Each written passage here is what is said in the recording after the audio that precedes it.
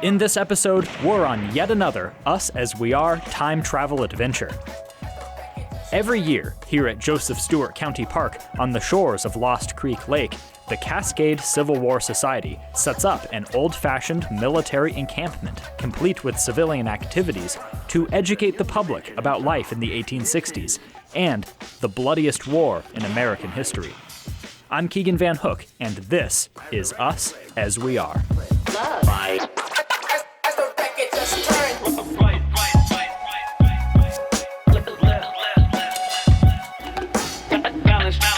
How about you just go ahead once again and introduce yourself and tell us what's going on here today. My name is Tom Cooley. I'm the PR director for the Cascade Civil War Society. The society's been around since about 1994, if memory serves me correctly. I've been a reenactor since 1978. It's a great pastime. You learn history, you have a good time, you make lots of friends, and it's always something a little bit different every time you turn out to one of these. We've set up here a small skirmish area. Now, we happen to be standing on the fringe of the federal camp. That would be northern, for those who don't know the difference. And down farther is the southern camp, or the Confederates.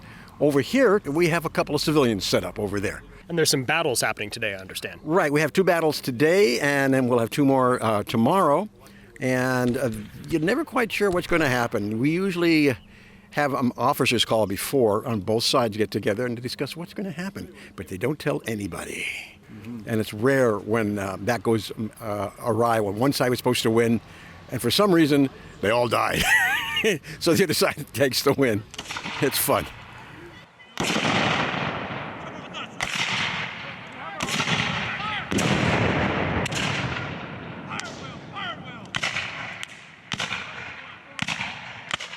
We're not large enough, like some groups are, to actually do a reenactment of a real battle.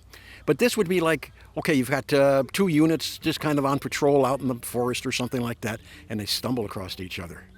And so a skirmish breaks out. And that's what we kind of do here. And the public likes it. It's noisy as all get out. We warn people, because those cannons are loud. And I know you've recorded them, and I know that it never truly transports the sound into the recording. You've got to be around one of these to fire it live. You've done it. You know what it's like. Yeah, I got to fire one last year in Fort Klamath, and he's right. It's very, very loud. And this is Us As We Are.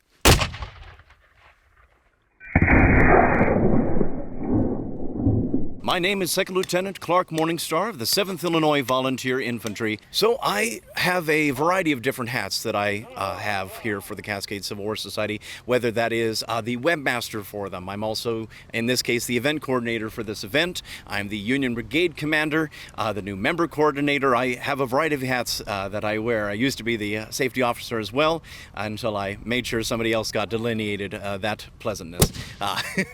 But in all of those regards, I help ensure that a variety of different things are taken care of ahead of time, whether it's for this event, whether it's getting new members involved. So everybody is always more than welcome to get a hold of me to join up with the Cascade Civil War Society, as we're always looking for new recruits to partake in our crazy bit of sweatiness that we engage in. Okay, my name is Rick Baram, retired school teacher from Red Bluff, California. Today I'm the first sergeant for the infantry company. So Clark is the lieutenant, he's the officer, so he's giving the orders basically to me, and then my job will be to transmit the orders to the men, make sure they're doing what they need to do. I do a lot of training and drilling of the soldiers. I think you might have seen me out there earlier. So the first sergeant basically is the foreman of the company, while the captain or the lieutenant is like the manager of the company. So it's, I'm the one who's getting my hands dirty, getting the soldiers moving, doing what they need to do. Shoulder, arms.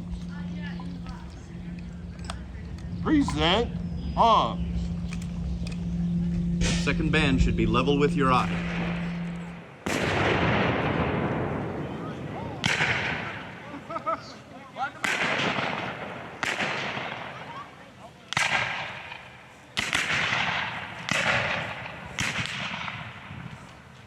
My name is Rick Doherty. This is my son Nathan Doherty We're from Bernie, California. We portray Company I of the 8th Alabama, which was a Confederate unit, obviously from Mobile, Alabama. And one reason we got into it was because it was made up of all Irish immigrants, and we have Irish heritage.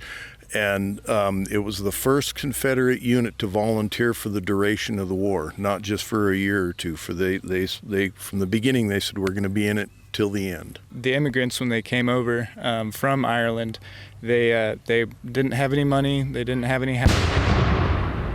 They didn't have any money, didn't have any housing, so one way that they were able to work off their debt of coming back to the States was to work at shipyards, rail yards and stuff, and do all the dirty work to pay off their debts. And they figured, well, we'll get in the war, pay off our debt that way, and be a whole lot better than working at a shipyard. So they'd been occupied by the British during the potato famine. There was a lot of animosity there.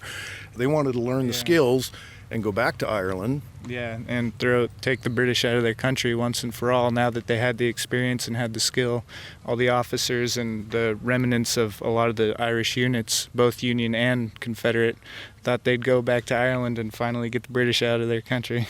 Wow. A lot of them wound up just staying. And on both sides, the Irish were some of the most feared units in the war.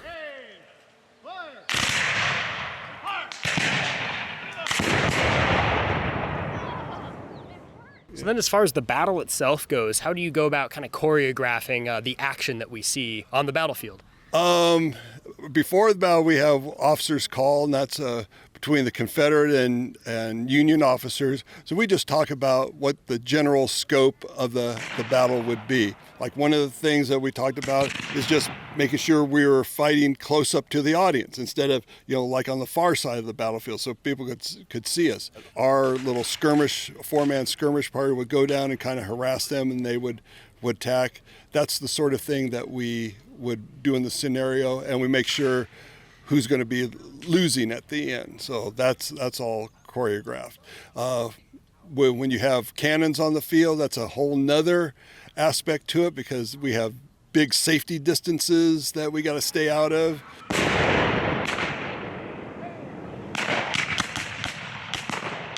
We're here doing it for the crowd, for the public, just trying to give it as accurate of a representation that you can. And sometimes, the heat of battle, you can get carried away and get kind of caught in the moment. But that's what we have officers for, to kind of keep us in line and whatnot. But it's fun. It's a lot of fun. Mm-hmm. And the thing you need to remember is that this isn't even near as close to what it was really like. The cannons that are going off are only a fraction of the actual charges that they use because we can't afford to use that amount of powder. So picture about twice that thundering and then a dozen or more cannons doing like that repeatedly over and over again. And then there's guys falling to the right and left of you for real, blood everywhere, body parts flying. And so it was pretty intense. Yeah, this is only just a minor picture of what it must have been like. It was a horrible war. One reason, real quick, is that they had rifled cannons. Our rifles they're called rifles because they have rifling in the barrels, so they were much more accurate. So we had more advanced firearm and weapons, but we were still using Napoleonic tactics. So you line up all these guys row after row after row, and that's one reason the casualties were so high. These weapons are real. They can be deadly. They can fire real shot or cannonballs. The cannons can actually reach out, if you're using a live round on a hard shot, almost 2 miles, and accurate at that. Whereas the rifles, depending upon what type you've got, a smoothbore or a rifled, the smoothbore can reach out maybe 100 yards, and then it really starts losing its accuracy, whereas the rifled ones can reach out 300, 400, 500 yards, a little bit farther. What it does, that when you rifle a gun, it puts a spin on the bullet, it stabilizes it, and it can go farther. At the beginning of the war, most groups were using smoothbore, but by the end of the war, most people were using the rifled. Just to give you an idea of how much the technology had advanced, that gun over there, the Parrott gun, that's a rifled cannon. So they were using, Napoleon's, and those are smoothbore cannons. With the Napoleon, you can hit a barn at a mile's range. With the Parrott gun, with a rifled cannon, you can hit a barn door at a mile's range. A lot more accurate and a lot more deadly, and you've got troops in block formation. It's going to do quite a bit of damage. When you're out there, what does it feel like with the cannons going off and the guns firing and everything? So I've been doing this like 26 years. I've been doing it long enough that it's kind of just managing the little bit of the chaos that's out there. My point of focus is my guys staying safe, okay? We have members running all the way from 25 years reenacting to this is their third event, okay? So, nice. For a new guy, it can be very overwhelming because there's just lots going on. I'm shouting orders, Clark is shouting orders, the cannons are going off. A new guy's, barely understands how to load the musket, let alone, load it and then move some more. The sergeant's job would be to, make sure all that happens in a safe way. And that's why, the veteran guys are the officers, because they've done it. They can keep their cool because it's not like, they know they're not going to get hurt. But the new guys, it's just like chaos, and it's like at the carnival. It can be overwhelming. So when it gets overwhelming, you just lay down and be wounded. Reform this line, right here! Reform this line! Get back on line! Get on line, shaking knee. Bobby, where are you, Bobby? No, Bobby! Nate, no! Bobby! My brother, no! No! No, my brother! Wake up, Bobby! So one question I'm sure you guys get a lot is why portray the Confederate side of the war? They're losing side, and a lot of the time in our history they're portrayed as basically the bad guys of that era of history. So what's your answer to that question when people want to know why portray the Confederates? There's two sides to every story. It's something that needs to be talked about, because it's the bloodiest war in American history because it was Americans fighting Americans. With that much American bloodshed, it needs to be remembered. Both sides of the story at the end of the day. The majority of Southerners did not own slaves, and in fact, after the Emancipation Proclamation went into effect, the South enacted, I think it was called the Rule of 20, that said that for every 20 slaves your family owned, a male member in the Army, in the armed services, could leave the battle and go back and take care of the plantation. So if you own like 60 slaves, 3 young men from your family could go back and leave the battle. So it became known as a rich man's war and a poor man's fight. And there was a lot of animosity in there. And in fact, the number one loss to the Confederacy was desertion, because towards the end of the war they saw it was a lost cause. They saw that it was a rich man's war and a poor man's fight, and they were just leaving. So we want that aspect to be remembered. Not everybody fighting and dying for it wanted to preserve slavery, because the majority of them didn't even own slaves, but they felt that they had been invaded and that their sovereignty was being questioned. And Lincoln sent troops into Virginia before Virginia ever seceded from the Union. Now, part of the reason was because he is headed to South Carolina and he wanted to protect the Washington, D.C. and all that, but still, that's why they felt that they had been invaded. The 8th Alabama related to the South a lot, and they'd seen far too much of it back at home, with the British. It came down to a lot of people were just fighting for their rights. A terrible irony, because at the same time their fight was ultimately to deny the rights to a whole group of people also. So there's that inherent, contradiction that doesn't make any sense, but when you're there in the moment and it's your home, you lose sight of that, I'm sure. We have behind us an example of some of the tentage on the Union side. Although this is a bit of a showcase of a more winter encampment with all this canvas out here. These are known as A tents or ridge tents at times. And you'd imagine that you could only fit a few folks inside tents these size, but during the time of the Civil War, they'd fit anywhere from 6 to 8 soldiers. So needless to say, there was quite a bit of spooning going on for everybody to fit. When the companies actually formed to basically go to bed each day. They had actually formed streets like this. The street both aided in regards to the organization, to delineate companies and different companies, different regiments, but also helped with when they needed to get in formation, they could quickly line up in the company street and be prepared for whatever sort of parade, inspection, or review they had to partake in. And at the head of each street, you would find the actual officer's tent and accommodations as well. For a second lieutenant and lieutenants such as myself, you'd expect 2 soldiers per every one of these tents, so we're very lauded and gracious that way. And then a captain at the head of a company of 100 men would have 1 A-tent all to themselves. This here is essentially the administrative heart of each company and regiment respectively, to basically administer 1,000 men in a regiment, 1,097 technically at the height of their numbers, and as the war progressed that got quite reduced due to war, disease, and all that fun jazz, desertions perhaps, though we of course don't have that here in the Union, no such thing obviously. Those flags there did help indicate on which side a regiment was. But in the heat of battle with the intense amount of smoke and gunfire and chaos, those flags could easily get obscured. So instead, they also tried to standardize the uniforms. A lot of these uniforms were also not based off of originally American design. It was very much based off of the French. They were considered the premier army of the period that everybody was trying to copy off of, including us here in the United States. So all this lovely hot wool being worn in the warmer climes of North America is very much thanks in part to the designs of the French. That includes, for example, the kepi, the chasseur de kepi as it was known as, and then the development into the bummer caps that I have an example of here, also known as forage caps, for the amount of space on the inside available there to put in a whole chicken or some apples and eggs that you'd forage from the surrounding area. So, not to worry, it's fine, it's not stealing, we give them an IOU that we'll totally repay later. The Confederates did try to actually go into more of a Austrian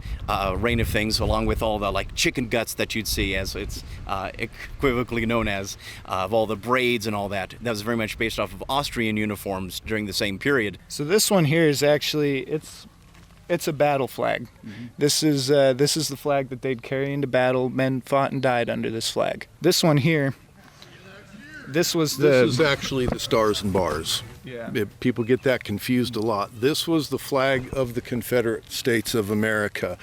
And one reason they changed to the battle flag was because there was a lot of confusion. From a distance, this looked a lot like the American flag. That flag never represented the Confederate States of America. That only represented the military.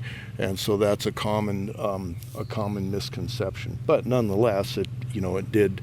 People are still offended by it because it stood for the Confederate military, which was fighting against the cause of freedom for slaves. So, but that's the difference. That's a battle flag, and this is the flag of the Confederate States of America.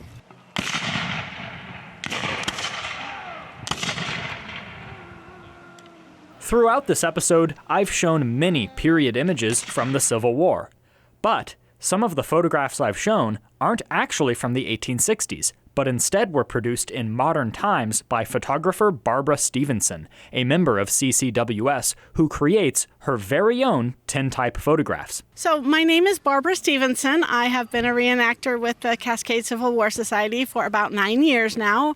When we joined, everyone has to have something they do. And I knew I wanted to do something with photography, and the short story is I was lucky enough to find a wet plate photographer who was selling his setup. And I was able to buy this as a setup and get some training, and I've been doing tintypes at events ever since. The camera lens itself is original, I think from 1885, so not quite Civil War, but pretty close. To walk you through the process, the first thing we have to do is sensitize a plate. Tintypes, or what they were originally called as ferrotypes, were made on metal plates. We're going to have to go over to the dark wagon because that's where the actual chemical process starts. I start over here with a chemical called collodion, which is basically cotton fibers dissolved in ether alcohol. What is a very powerful smell. I would say it does smell. So once we have the collodion on the plate, we want it to set just a little bit. like it has now. And then it goes into silver nitrate. So I've got a nice box back here, and the plate goes in there. And so it needs to stay in there for a couple of minutes to get sensitized to sunlight. While I do that, I normally set my subject up and focus the camera. And today we're taking a picture of Michael. Hey, how you doing? So I'm Michael. This is my third time I've reenacted. I started, my first one was at Conan Grove, and I am part of the 72nd of New York, the Excelsior Brigade under Dan Sickles, and the Hero of Gettysburg. Yeah, so Michael, if you can stand up and bring your chair forward a little bit. I'm hoping to lose the shadows on your face, but with the hat, that's kind of hard. Oh, wow. That's really cool. Trip, get in here. See if you can see that with the camera there. Oh, sure enough. Isn't that cool? That is really cool. And now I'm going to go get that sensitized plate that's been in the silver nitrate, and it is in the light-proof box, which I am now going to take to the camera. There's little pins, and they have pinholes, and then this goes up here, that goes up there. That is set. Okay, I take the slide out, and I usually put it on top to keep light out. And now, okay, are you ready? Okay, so right like that, don't move. When I take the lens cap off is when the exposure starts.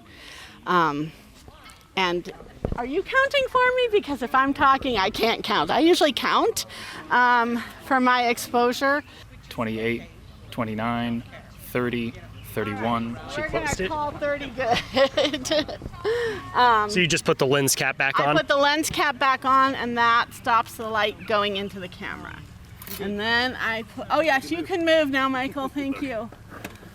I put this back in to make the box light proof again. And then I take this out of the camera. Ian, can you shut that little thing? And take it back to the dark wagon. I'm going to do the next step, which is developing.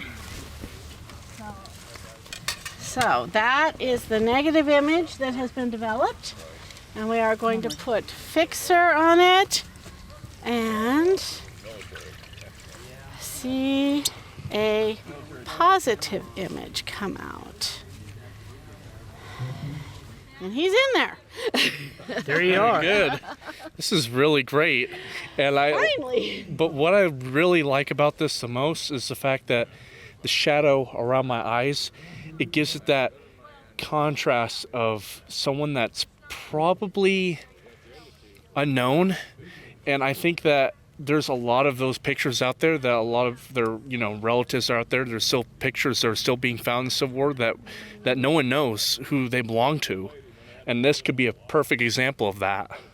So I really like this. It's perfect. I'm glad you like it. Thank you. Thank you. It's just like you're a real Civil War soldier. Exactly. Thank you so much. Yeah. You guys are wonderful. Good to meet you, Michael. Anytime. Of course. Good to meet you, Barbara. Good to meet you, Keegan. Lieutenant! Lieutenant! Oh. He grabbed his letter to his wife. I'll make sure this gets to her. The American tradition of reenacting the Civil War goes back 100 years, but only in more recent times has computer technology allowed for the recreation of different places and time periods through the magic of video games. You worked on a video game concerning the Civil War. Could you tell me just a little about that? Of course, yes. And in fact, I am still an active member of what's known as Campfire Games. Out of all places, it's a company based out of Denmark that is in the works right now as we speak of getting out a game about the American Civil War, which I've been very proud to have my small part in. That is War of Rights. I'm the historical advisor for them as well as a part-time narrator when they need me. But I helped ensure that this game was focused primarily, as emphasizes my passion on the historical authenticity and accuracy as they showcase the Maryland campaign of 1862. I've been very fortunate since February of 2015 to be involved in that production, and they've been doing an amazing job in all that, and is already out and available for folks to play and enjoy and basically get a bit of reenacting time in off the field.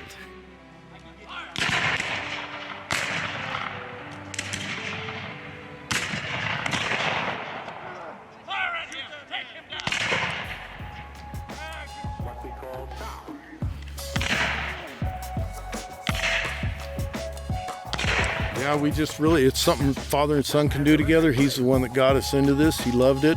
We've been doing it for like 10 years, and it's something we can do together. And yeah, we just enjoy it. But also, as he said, we're trying to keep this history alive. It's living history. This is important. The good, the bad, and the ugly.